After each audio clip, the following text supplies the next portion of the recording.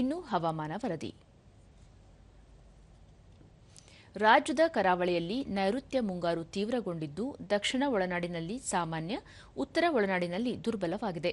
ಉಳಿದಂತೆ ರಾಜ್ಯದ ಬಹುತೇಕ ಕಡೆ ಮಳೆಯಾಗಿದೆ.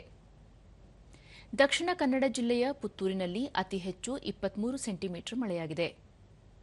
ಉಳಿದಂತೆ ಉಪ್ಪಿನಂಗಡಿ 22, ಬೆಳ್ತಂಗಡಿ 20, ಸುಳ್ಯ 19, ಮಾಣಿ 16, ಬಂಟ್ವಾಳ 14, ಭಾಗಮಂಡಲ 13, ಧರ್ಮಸ್ಥಳ 12, ನಾಪೋಕ್ಲು 8, ಶಕ್ತಿನಗರ 7, ವಿರಾಜಪೇಟೆ 5, ಮಂಗಳೂರು, ಕಾರ್ಕಳದಲ್ಲಿ ತಲಾ 4 ಸೆಂಟಿಮೀಟರ್ ಮಳೆಯಾಗಿದೆ.